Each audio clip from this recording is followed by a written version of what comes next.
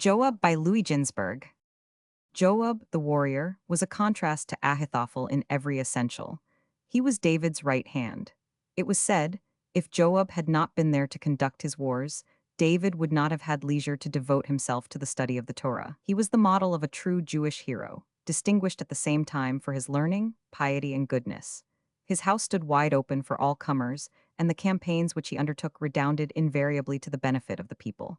They were indebted to him for luxuries even 75 and more than that. He took thought for the welfare of scholars, he himself being the president of the Sanhedrin. 76. It interested Joab to analyze the character of men and their opinions. When he heard King David's words, like as a father pitieth his children, so the Lord pitieth them that fear him, he expressed his astonishment that the comparison should be made with the love of a father for a child, and not with the love of a mother.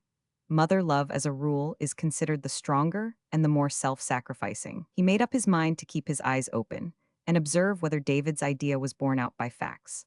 On one of his journeys, he happened into the house of a poor old man who had 12 children, all of whom the father supported, however meagerly, with the toil of his own hands. Joab proposed that he sell him one of the 12 children. He would thus be relieved of the care of one, and the selling price could be applied to the better support of the rest.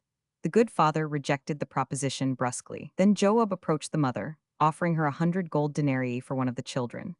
At first she resisted the temptation, but finally she yielded. When the father returned in the evening, he cut the bread, as was his wont, into 14 pieces for himself, his wife, and his 12 children. In allotting the portions, he missed a child and insisted upon being told its fate.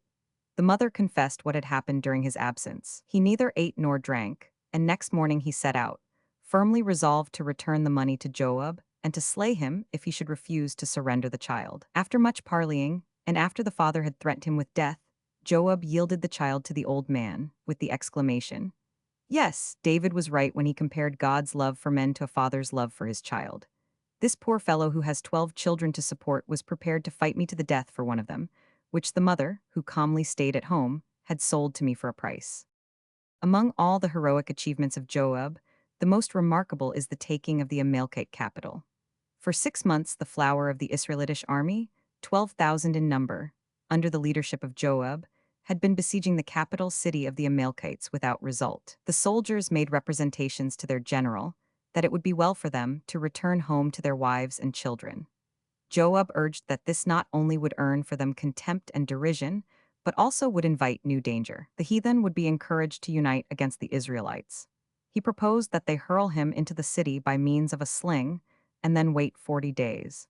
If at the end of this period they saw blood flow from the gates of the fortress, it should be a sign to them that he was still alive. His plan was executed. Joab took with him 1,000 pieces of money and his sword. When he was cast from the sling, he fell into the courtyard of a widow, whose daughter caught him up. In a little while he regained consciousness. He pretended to be an Amalekite taken prisoner by the Israelites and thrown into the city by his captors, who thus wished to inflict death.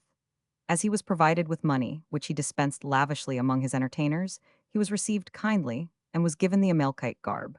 So apparelled, he ventured, after 10 days, on a tour of inspection through the city, which he found to be of enormous size. His first errand was to an armorer, to have him mend his sword, which had been broken by his fall. When the artisan scanned Joab's weapon, he started back. He had never seen a sword like it. He forged a new one, which snapped in two almost at once when Joab grasped it firmly. So it happened with a second sword, and with a third.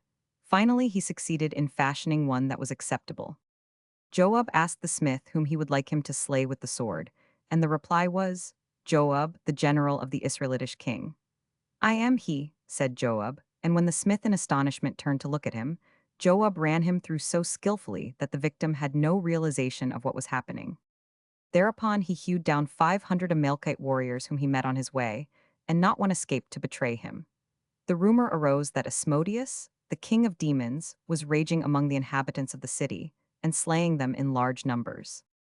After another period of 10 days, which he spent in retirement with his hosts, Joab sallied forth a second time, and caused such bloodshed among the Amalekites that his gory weapon clave to his hand, and his right hand lost all power of independent motion. It could be made to move only in a piece with his arm. He hastened to his lodging place to apply hot water to his hand and free it from the sword. On his way thither, the woman who had caught him up when he fell into the city called to him, Thou eatest and drinkest with us, yet thou slayest our warriors. Seeing himself betrayed, he could not but kill the woman. Scarcely had his sword touched her, when it was separated from his hand, and his hand could move freely, for the dead woman had been with child, and the blood of the unborn babe loosed the sword.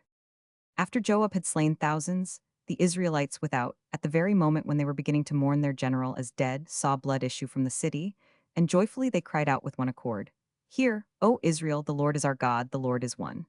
Joab mounted a high tower, and in stentorian tones shouted, The Lord will not forsake his people. Inspired with high and daring courage, the Israelites demanded permission to assault the city and capture it.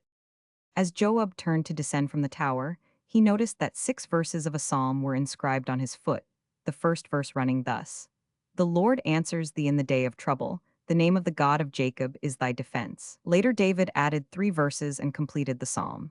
Thereupon the Israelites took the Amalekite capital, destroyed the heathen temples in the city, and slew all its inhabitants, except the king, whom, with his crown of pure gold on his head, they brought before David.